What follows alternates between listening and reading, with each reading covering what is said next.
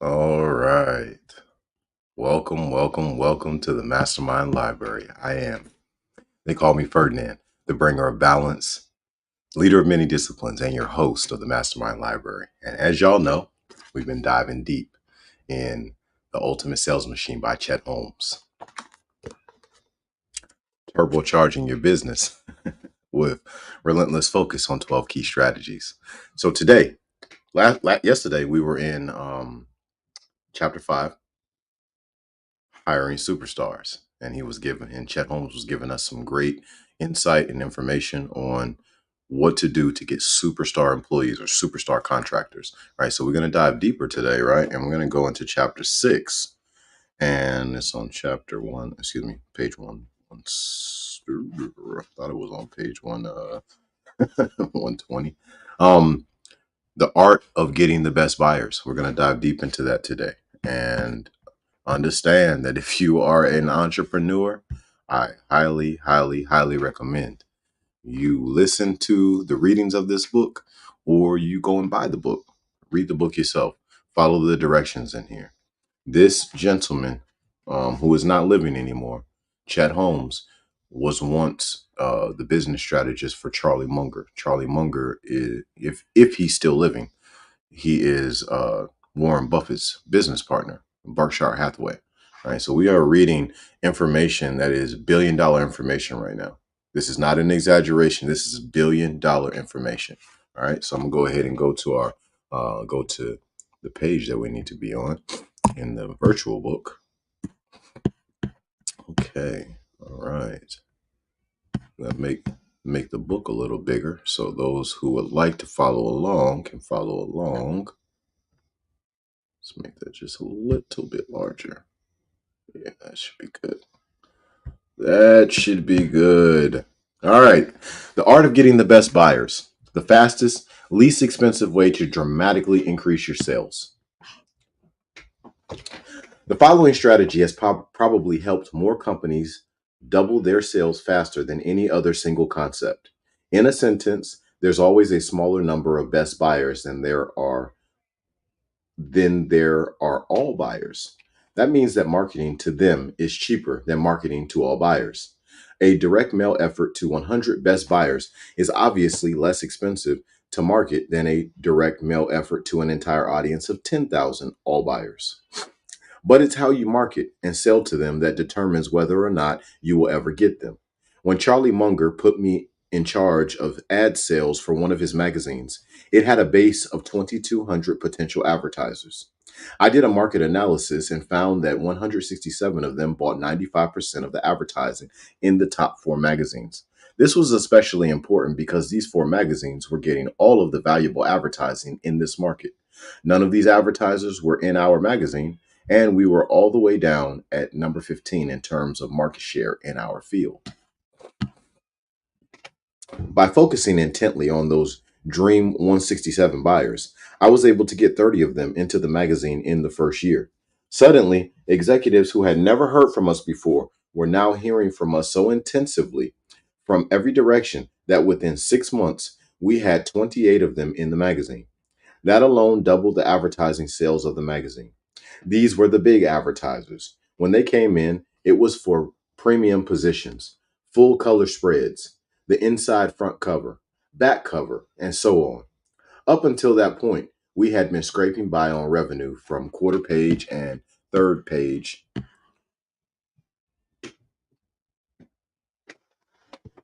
third page, and a few half page ads. We doubled the sales the next year by keeping those best buyers in the magazine and bringing in another 30. We doubled it again, a third year in a row, by bringing in the rest of the 167 best buyers. When I doubled sales 3 years in a row, Charlie Munger said, "Are you sure we're not lying, cheating, and stealing?" In all my years, I've never seen anybody double sales 3 years in a row. Naturally, we weren't doing any such thing. We were just marketing and selling better than any of our competitors. That, and we truly had built the ultimate sales machine with procedures and policies for selling that all the salespeople had to follow. This book will cover every aspect of this in the ensuing chapters. Best buyers buy more, buy faster, and buy more often than other buyers. These are your ideal clients. No matter what else you are doing, you should have additional effort to capture them. I call this strategy the Dream 100 effort. It is your program for targeting your 100, or whatever number is appropriate, dream clients constantly and relentlessly until they buy your product or service. The goal of the Dream 100 is to take your ideal buyers from "I've never heard of this company" to "What is this company I keep hearing about?" to "I think I've heard of that company" to "Yes, I've heard of that company" to "Yes, I do business with that company." In this chapter, you will learn the strategy for getting your dream clients. You will also find a plethora of creative ideas to capture the interests of those best buyers. You'll see how to focus your efforts on the best buyers or the best neighborhoods if you sell to customers, and how to maintain that focus over the long term with pig-headed determination and discipline. Master this, and you will see breathtaking growth in your revenue. The fastest way to grow any company is to focus a special and dedicated effort on your dream clients. Business to business sales. One of my clients sells research aids for law firms. In large law firms, a managing partner acts like a CEO of the firms. They have an executive committee that helps to manage the firm and make decisions. Next in line are Next in line are the senior partners of each specialty: intellectual property, litigation, bankruptcy, and so on. Then you have the lawyers, then the paralegals, librarians, information systems people, and so on. Since my client was selling research products, he was dealing with the librarians because that's who manages research tools. If you've got a revolutionary product, you can probably get an appointment with a librarian, and you will probably impress that librarian. Librarians in some firms have great influence with partners, but many do not. You can spend an hour selling to that librarian, and the librarian might get 5 or 10 minutes to try to explain your product or service to the lawyers you want to reach. So the challenge with this client was to build a program that would skip the librarian and go straight to the management committee. If you called a law firm partner and said, "I have a great research aid that will help you be more effective," he or she would usually bunch you to the librarian. We designed a core story educational seminar, the 5 most dangerous trends facing law firms. We called the managing directors of the top 50 law firms to offer the free education. Here's the script. I'm sure you're aware of our company. We've been helping law firms be more successful for more than 50 years now. We recently commissioned a study on what's going in the legal market, and we've learned there are some pretty serious challenges facing lawyers in the new millennium. Since our survival depends on your success, we wanted to make sure that you saw this information and had every opportunity to be ahead of the problems. We put this information into a very succinct executive committee orientation, and we're now showing this to all the top law firms. In fact, we're in touch with top law firms and are in the process of arranging to show this in one of their management meetings. We'd love to arrange to make sure you also see this important information. There are several factors that made this approach very successful. First, note how we used fear as a motivator. It's far easier to get in to see top executives if there are dangerous trends facing them than if you offer some currently unrealized benefit. Also, the term social proof was heavily at play here. That means when others are doing it, it's okay for me to do it too. Let me give you a great example of how social proof shapes society. For those of you too young to remember, there was a time when it was a shame in society to live with someone without being married to the person. And surely you would never have a child out of wedlock. Today, other than very religious families, everyone I know lived with their significant other before they married them. Hollywood stars were the first to break this taboo, paving the way for the rest of society to follow suit. Or to put that in a business context, when best buyers buy, other best buyers buy faster. In the script above, note the language. We're now showing this to all the top law firms. In fact, we're in touch with name several other top law firms and are in the process of arranging to show this in their management meetings. We love to arrange to make sure you also see this important information. Note that we didn't say we have shown this to so and so. We said we're in touch with and arranging to show this to. This was the truth. I have a rule about selling: never lie. Make sure you're telling the truth. By wording our telephone approach carefully, we were telling the truth, but the impression we gave was that it was already happening. By mentioning names of other top law firm of other top firms, we got interest from their competitors pretty darn fast. We also made certain that it was the truth. We were in touch with all the large firms. In fact, we called all of them on the same day. If someone checked, another firm might say, well, yes, we've heard from them, but we haven't seen anything yet, or whatever. But the point is that we were, in fact, in touch with all the large firms all at once.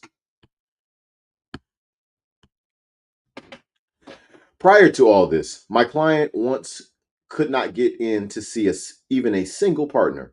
Now the company was presenting to the entire management committee of law firms with astonishing results. For example, I accompanied the salesperson to present for the executive committee of the largest law firm in a major city. At the end of the presentation, that firm bought almost everything that rep had to sell. From a structural standpoint, when you use a selling approach like this, you have to make sure that your first objective is to truly serve the buyer. That stadium pitch or core story was rock solid and full of terrific and useful data about law firms and their challenges. If you want to have a disaster, go ahead and promise an outstanding educational experience and then don't deliver on it. You'll find every person in the room squirming with anger about their time being wasted.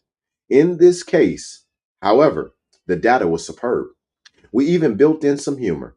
It showed that the lawyer growth per capita, according to the American Bar Association, has gone from 1 out of every 700 people being an attorney 30 years ago to 1 out of every 300 people being an attorney today. Then we showed how in San Francisco, 1 out of every 66 people is an attorney. And in Washington, D.C., 1 out of every 23 people is an attorney. And then the next panel said, at this rate, by the year 2052, every other person in America will be an attorney. That got a good laugh. But the data revealed that while the number of lawyers was growing, the billings had leveled off for several years. What did this mean? More attorneys, less money per more attorneys, less money per attorney. The orientation went on to show that lawyers weren't the only ones suing. Corporate clients were now suing law firms at an alarming rate. 40% of all large law firms will face a major litigation from one of their massive clients. All this information was available in hundreds of sources, but what we did was put it all together into one source: our orientation. And the results were an amazing educational experience and snapshot of the legal profession from a very high level. The last part of the education centered on the burgeoning research challenges for lawyers. There are over 3 million cases now in the databases from which lawyers can draw. That's not good news. We organized the presentation so that the section on law firms being sued was followed immediately by the section on how easy it is today to miss an opportunity, to miss an important precedent or case. This really amped up the importance of having great research aids. The research at the end of the education were that every lawyer in the room wanted to have these aids, if not for themselves, then surely for their staff. This illustrates how the learning curve in Chapter 4, becoming a brilliant strategist, when combined with the learning curve in this chapter, makes for a formidable force for gaining access to dream clients. I had another client come to me because his company wasn't getting enough leads and appointments. It sold office equipment to businesses. Its current tactic was to send a letter to every single prospect in our area. It did a search and found that there were 20,000 businesses in its area. So it sent out 20,000 direct mail pieces, and it didn't get a single response. Not one. Today, because of the onslaught of direct mail businesses receive, direct mail effectiveness has fallen off dramatically.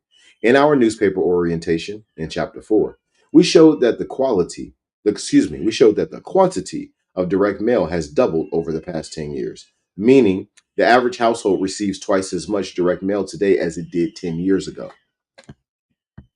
In Canada, I recall as the client had newspapers in Canada, they even put trash receptacles by all the mailboxes in apartment buildings so that folks could throw the direct mail away before going back into their homes.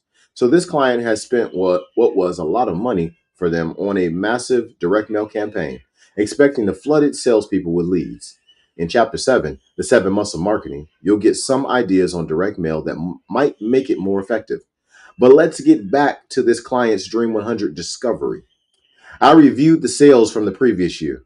The company had a number of sales ranging from $10,000 up to $28,000 for computer systems it had installed. But then I got to a sale of $160,000. What's this? I was told that was a big company. The way business to business computer system sales works is that if you have 100 employees at desks, you need 100 computers. Each computer can cost about $1,600 per workstation, fully installed with hardware, software, the system, and so on. The client had been focusing on small companies, but occasionally got a big company. My natural reaction was, why don't we just go after big companies? I'll state it again. While you're doing everything else, have a special effort dedicated to just the dream clients. We started a side effort to target massive sales. This company is not going to get a Fortune 500 client, but it could easily target companies with 100 to 300 employees and compete quite effectively at that level. So we did a search of all the large companies in the area. You can do this easily online. Go to www.zapdata.com, and in minutes, you'll find all the companies of a given size in any industry in your area. For this company, there were 2,000 companies in the area that were within its dream client range. I asked this client what the criteria were for companies to buy new computer systems. Well, if their system is old, they may be spending more on the maintenance than they would on a lease for a brand new system that has 10 times more features than what they have now. I marshaled the 4 salespeople to call every one of the 2,000 companies we had identified. They simply called each one and spoke right to the receptionist. They said, "Hi, we're doing our annual survey and we've got just two questions. Can you tell us what type of computer system you have and how old it is?" A full 99.9% of the receptionists just answered the question. In 2 days flat, we found out there were 508 dream companies in the area with computer systems that were at least 5 years old. Many of them had computer systems whose original provider was now out of business. This meant that prospects were now buying used computer equipment in order to replace broken desktop units or to expand its current number of desktop units. They might not even realize they could replace the system that would cost less in the long run and, moreover, might serve them several times better. Naturally, folks in this position don't even think they need a new system. So you are surely not going to get an appointment with them by just calling and asking, "Do you need a new computer system?" As you learned in Chapter 4, there's probably about 3% of that group who are buying right now anyway. But just because people are buying now does not mean they are beating a path to your door. Even if you send out a direct mail piece, they still might not notice it. Remember, this company has sent out 20,000 direct mail pieces with not one response. We know some of those companies were looking to buy right then, but they didn't respond to the direct mail piece. So one direct mail piece doesn't do it. You need to really get their attention. The first thing we did was sent out a Rubik's Cube to those 508 companies. In the accompanying note, we said, puzzled about how to double or triple employee productivity? We guarantee to find you 12 ways to reduce costs or increase productivity, or we'll give you a $5,000 gift for your trouble. This time, they got only one response. It just so happened that one response was from a company with 355 employees. This would be the biggest sale in the client's history. We then called behind the offer and got another 15 appointments. Within 6 weeks, this company had more business in play than it had the previous year. All big deals. Also, before using this approach, the sales reps would struggle to get a single appointment each week. In fact, in some weeks, they did not get a single appointment. With 4 sales reps, they were getting maybe 3 appointments per week. Using this approach, with details to follow in Chapter 9, we got them up to 1 week where these 4 salespeople set 30 appointments. That's a tenfold increase in appointments per week. We sent the dream companies a little gift with a clever tie-in every other week for the entire 5 months I worked with that client. When I left them, they had 9 times more business in play than they had in the previous year. If this client was wise, it would have continued to hammer. Maybe I'm on the wrong page. um, 2 days flat. Okay, previous year. Okay, all right. So some of it's not on this page. Sorry, y'all. Um, okay, so when I left them, they had 9 times more business in play than they had done in the previous year. If this client was wise, it would have continued to hammer those 508 large companies in its area. Over time, whenever any of them need a computer system, who do you think they're going to call first?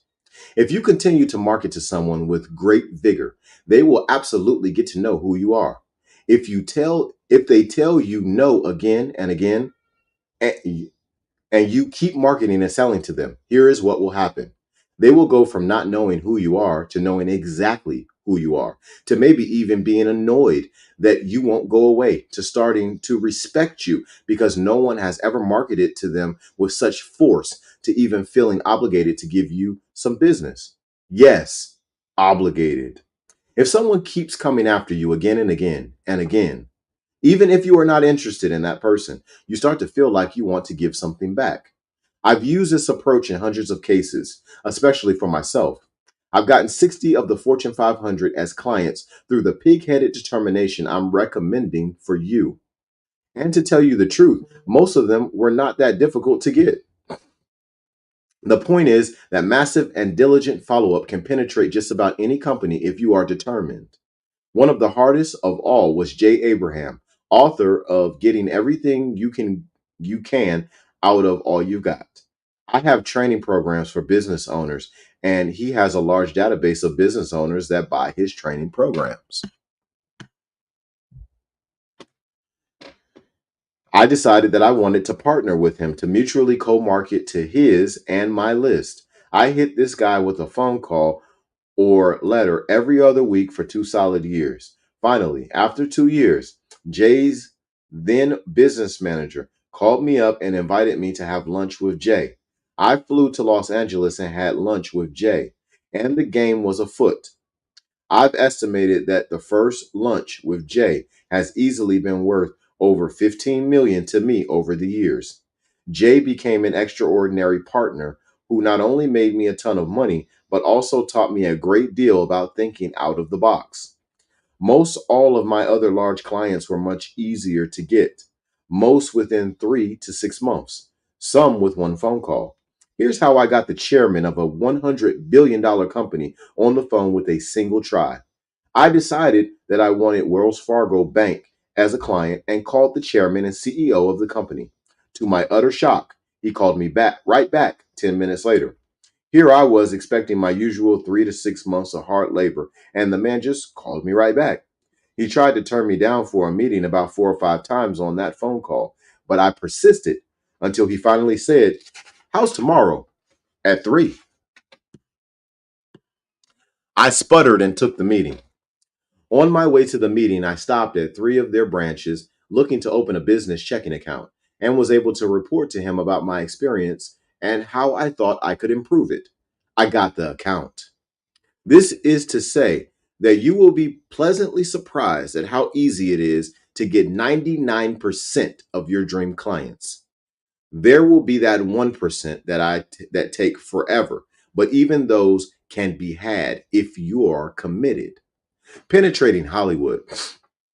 I wrote a screenplay entitled Emily's Song, a touching, sweeping drama about a singer who goes from rags to riches. After getting many very positive reactions, I decided I was going to sell this screenplay in Hollywood. I knew nothing about the entertainment field, the players, how everything worked, and so on. I bought the issue of Premiere magazine that lists the 100 most powerful people in Hollywood. Gee, there it was, my Dream 100 list, and someone had already done the work for me. Then I subscribed to Hollywood Creative Directory, which gives you all the contact information for anyone of substance in Hollywood. Next, I had one of my assistants make up index cards for me with all their contact data, and I began my process. I called the CEOs of all the major studios, including Paramount, Disney, Warner Brothers, Universal, and Sony Pictures. Using the techniques we'll go over in Chapter 9, I was able to get 7 out of 11 of the biggest CEOs in Hollywood on the phone. I then went after every major agency.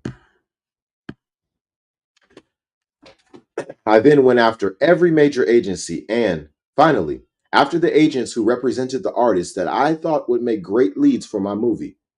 Basically, I was turned down 38 times with various methods of rejection. The most common being the words, "We pass, but thank you for your submission." Then one day, I got a call from perhaps the most powerful music agent in all of Hollywood. At the time, I approached him because he handled Shania Twain, Celine Dion, and Faith Hill, among others, any one of whom would have made a great lead to play the main character. Emily Evers, he said, "I read your screenplay and I think it's pretty good. I mean, it made me cry." These were the most wonderful words I think I've ever heard. He continued, "I have the perfect person to play Emily, Leanne Rimes." This is just several years ago when Leanne Rimes was dominating the charts. She was at the pinnacle so far of her career and red smoking hot. I gasped and just repeated in shock, "Leanne Rimes? Hmm." I think he thought that I was cold on the idea, but I was just in shock. So he proceeded to pitch me on why I would want Leanne to play Emily. And it was a great pitch indeed, showing me why this fellow is so successful. He ended by saying, "And Warner Brothers wants to make a movie with her. So I think you might get a deal over there. Do I have permission to let Leanne read the script?" My permission to let Leanne read the script? Hmm, let me think. Yes, yes, yes. The story goes on. It took her a month to read it, while appearing on every award show known to man, and me watching all of them, thinking, that girl is reading my script right now. How cool. Ultimately, Leanne liked the project and we walked into Warner Brothers, where they bought the screenplay from me. This certainly would never have happened if I had not first been completely systematic in getting the script into the hands of the most powerful people in Hollywood. They were my Dream 100. While it would have been easy to get discouraged and give up after a few initial rejections, my experience showed me that with determination and discipline to keep targeting the most powerful potential buyers, I would get a deal for my movie. The Dream 100 effort strikes again. One of the lessons for you is to build that list, organize your approach, and never say die. No matter what you sell, there are dream prospects out there. If you're committed and stay in their face, you'll be surprised how easy it is. Really. My clients have included the largest companies in the world. These are companies that do $200 billion per year, and the toughest among them about 6 months took about 6 months to penetrate. Chapter 9 will give you step-by-step instructions on how to build your full-on Dream 100 effort. For now, however, business to consumer sales. If you are selling business to consumer, you need to learn the best neighborhood strategy. If you're a dentist, an accountant, a jewelry store, or a chiropractor, for example, you could take out ads in the paper and reach everyone. In chapter 7, I'll offer some great ideas on how to make those ads as effective as possible. But while you're doing that, and for a lot less money, you could send a special direct mail effort to just the best neighborhoods where the best buyers live. The secret is to do it continuously so that you build top of mind awareness among those best buyers. A real estate broker followed this advice and focused on the area where I lived for 16 years as her dream neighborhood. It had 2,200 upscale homes. Every single month, she sent a simple mailer that listed the houses that sold in the neighborhood and their selling prices. When do you look at a flyer like that? Only when you're interested in selling your house. When we were ready to sell, she's the person we called. This woman had top of mind awareness. She made the commitment that these 2,200 homes in this neighborhood were going to know who she was. What does that cost her? She sends a very simple threefold flyer that probably costs her 60 cents. So she's spending about $1,320 a month on this effort. These are $1 million to $5 million homes. So if she gets one client a year, she more than pays for her effort.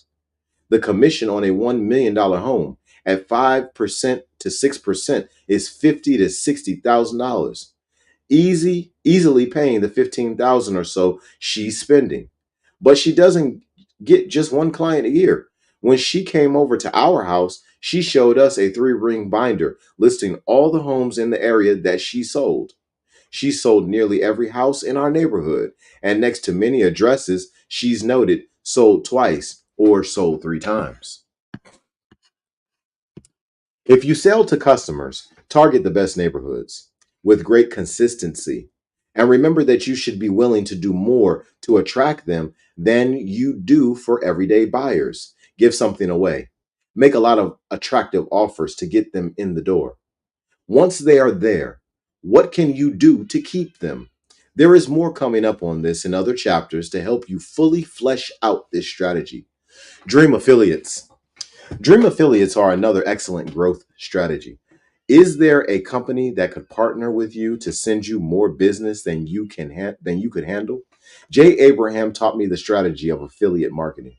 Who sells to exact buyers who you want to reach but doesn't sell your type of product or service? Here's an affiliate strategy that I use to get hundreds of clients all at once. Harv Eker, author of Secrets of the Millionaire Mind, has training programs that are complementary to ours, but not competitive. We cut a deal where we'd offer one of his programs as a bonus when people buy ours. Since most of our products are sold to business owners, Harv was only too happy to have us promote him to all our buyers. At the end of our seminars and web seminars, right when we were going to into our close, we put up 3 panels talking about Harv and how brilliant and valuable his programs are. We then build value around his programs, showing how much it would cost to buy them. Then, when we give our price, we tell them that if they buy our program, we'll sell them Harv's programs as a bonus. This serves everyone. He gets excellent exposure to an entirely new list of buyers, and we get one of his programs as a bonus to induce more sales. Harv has promoted us to his database for a cut of the profits as well. So has Tom Hopkins, author of How to Master the Art of Selling, as have Brian Tracy, author of The Psychology of Achievement, and Jay Levinson, author of about 56 books, including all the guerrilla marketing books. These affiliates have helped us gain thousands of new buyers and millions of positive impressions on future prospects, and all in record breaking time. And we have done the same for them. Affiliate marketing Affiliate marketing means you ride in on someone else's well-established relationship. This is far less expensive than trying to acquire a customer on your own. Dream affiliates can increase your sales dramatically overnight. Therefore, you can afford to share generously with them. We run radio ads every week to drive just 60 business owners to one of our ventures. When Jay Levinson wrote a strong endorsement letter to his list, we got 450 new leads in a single day. When Jay Abraham first promoted me to his list, we sold 2.3 million worth of products within 30 days flat. The cost of selling that much product was 1/10 the normal rate. Jay took a generous portion of the revenue, and we both walked away very happy. So, can you go to a company that has ideal buyers for you and work out an arrangement where they will help you sell your products faster? All the major companies have relationships like this. Fly on United and get points for Hilton Hotels. I know a fledgling software company that convinced a well established software company to give away a sample of its products as a bonus to all its buyers. The established software company was thrilled to be able to offer a $1,000 bonus, and the fledgling software company got 1,000 new clients almost overnight. There's a new company. There's a new company called www.pro2pronetwork.com that will set up appointments for chiropractors, dentists, optometrists, and financial advisors to go out in their company and meet with other professionals who might send them referrals. Chiropractors will meet with medical doctors and teach them about their work. They will also meet with attorneys who are dealing with accident victims and help those clients get the care that they might need. Financial advisors meet with accountants who might have wealthy clients, etc. The point is that affiliate marketing is a much faster way to grow than traditional advertising, direct mail, or other forms of driving cold leads. That said, what does it take to get these ideal affiliates? Jay Abraham took 2 years, but he was worth every phone call, letter, and approach.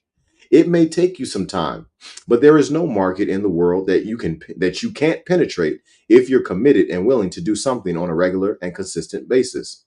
Throughout my entire career in the trenches, I simply picked the clients I wanted and went after them with constant marketing. I decided that they would be clients and then just went after them until I got them. Exercise. First, take 5 minutes to create a bullet style profile of your ideal buyer or neighborhood of buyers. Think about specifics such as income range or company size. If you sell B2B, or business to business, location, size of sale, and frequency of sale. Next, list your ideal affiliates, partners, or lead sources. In Chapter 9, we will lay out your Dream 100 effort for you, and you can customize it to fit your particular needs. Lifetime value of client.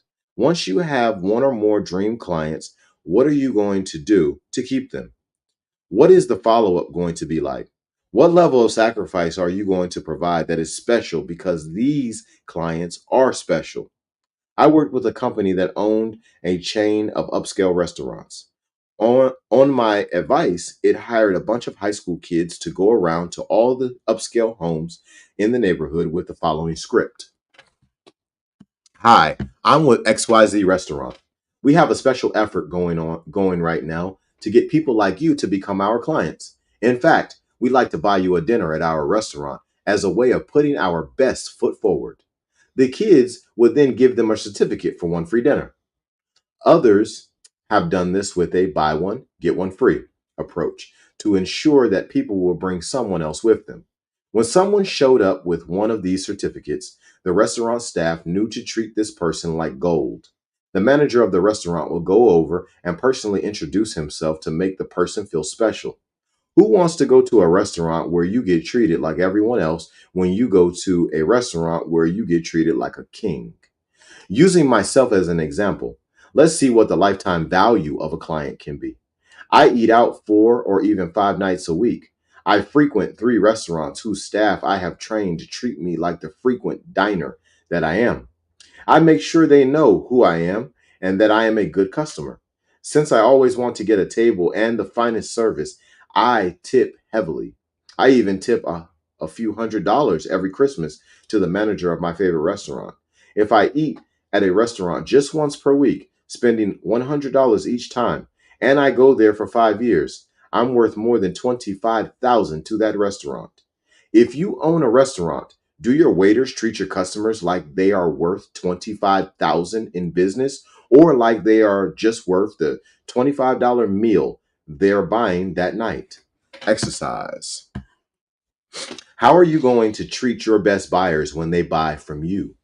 How can you do that How can you do that is special that you wouldn't do for all buyers? A jewelry store where I have spent more than $100,000 over the years gives me 25% off and throws parties every year for customers just like me who spent a lot there. Write down three things you can do for your best clients to keep them feeling special. The power of referrals. What if you only sell items that are one time sales or sold very infrequently, like boats, cars, and houses? Car companies have become pretty slick about trying to maintain brand loyalty. One dealership we've purchased from many times has a prepaid maintenance program. It gives you such a remarkable deal on price when you pay in advance for maintenance that you're definitely going to take your vehicle there for oil changes and even tires. The woman who sold us our house was so excellent that I have since referred her to three other people whom she has helped as well. This book is not going to focus on referrals per se. They are so important. I should devote an entire chapter to them. But I do want to emphasize that you should have a specific strategic objective to gain referrals. And you can even soup that up by offering incentives to your current buyers when they refer others to you. Conclusion. The Dream 100 strategy has doubled the sales of many clients, and it can work for you. You just have to have the pig-headed discipline and determination to build a great Dream 100 program and stick to it like white on rice. And that concludes chapter 6, the art of getting the best buyers. One of the things that really stood out to me in chapter 6 was about the lifetime value of a client. I went to a grocery store. I'm not even going to name the grocery store, but I went to a grocery store about a week or two ago, and I had my son with me. I had Trigger with me. He's right here laying on the bed, and um, he needed some fruit, so I went and got some grapes, got some strawberries, stuff like that. And so I walk up to the cash register. There's nobody in line, and the lady, she doesn't ask me like how I'm doing, if I found everything I was looking for, if I had a good day or any of that, right? She just she answers my question. I walk up to the cash register and I say, "Hey, how you doing? Everything going good?" So she said, "Oh yeah, everything's good." Right? And then she starts ringing up my stuff. And then after she's done ringing up my stuff, she says to me, "Waiting on you." She doesn't say 35.99.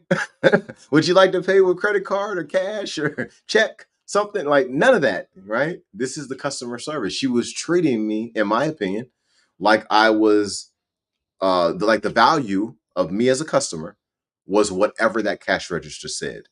And in my opinion, she wasn't treating me and my son like we had a lifetime value because we had spent much money in that chain of grocery stores. Maybe not that specific grocery store, but in that chain of grocery stores, we spent a whole lot of money. And these are things that I think that the management of these companies, they need to really pay attention to the customer service, because what Chet Holmes just talked about in chapter 6, the art of getting the best buyers, customer service is major. It's part of the reason why Chick-fil-A is one of the best restaurants around right now. Well, why? Because my pleasure. How can I serve you? That's why. Customer service. Is their food better than everybody else's? Absolutely not. They got some pretty cool fries. They got some cool nuggets and stuff, right? But no, it's not necessarily better than the other restaurants that are out here. Okay? It's the customer service. It's about how people feel when they spend their money with these companies. You know, I was thinking about never going to that grocery store ever again because of how I felt. I spent my hard-earned money. I work hard for my money, and I spent my hard-earned money to get my son something that I can grow for free. No, you need to treat me like I'm amazing when I walk through there. You need to treat me like I'm Barack Obama when I'm walking through your line. You need to treat me you need to treat me like I'm the most special human being ever when I walk through your line, when I spend money at your store. Because even though it's not your store, without me spending money there, you can't have a paycheck. You can't have a paycheck without us spending money there. You need to treat us like we're the most important people to ever walk this earth when we walk through your line.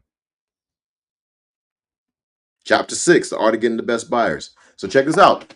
Not tomorrow. We got a weekend coming up. Monday. All right, Monday we're diving into the 7 months of marketing. All right. Oh man, I'm gonna give y'all a little snapshot real quick. I'm gonna give you just a little snapshot. There go the 7 months of marketing right there. Advertising, direct mail, corporate literature, public relations, personal contact, market education, and the internet.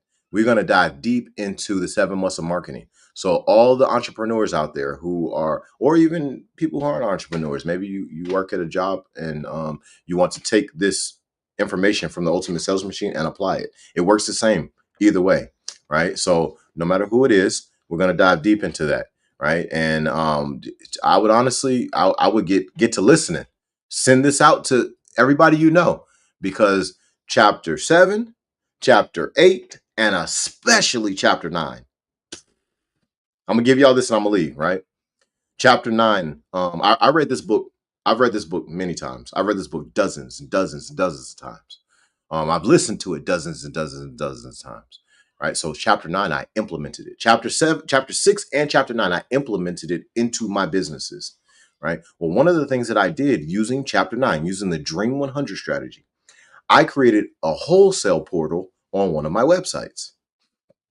Well, I didn't just randomly come up with that idea. I was reading this book and he was talking about business to business sales. And I said, hold up, man, I can sell to other businesses. I don't got to just sell to individual clients one at a time. No, I could sell to this business and I could sell them 10,000 units. And I could sell to that business over there and I could sell them 5,000 units. I could sell this business over here 100,000 units. And I was like, bing, light bulb went off, right? So I built a wholesale portal into my website. Okay. Now, if anybody needs some help with this, look in the comments. There's a leadership consultation in there. If you want to know how to do this, or maybe you want me to do it for you, click that, book some time with me, and I will build you or show you how to build a wholesale portal in your website. And then you can start taking the strategies that Chet Holmes gives in this book, and you can start reaching out to these businesses. You can use this Dream 100 strategy to get you some big money, right? Because we deserve it. Every one of y'all out there, y'all deserve it. Deserving is one thing, earning is another. Let's get it, y'all. Hey, y'all listening? Expose your gift.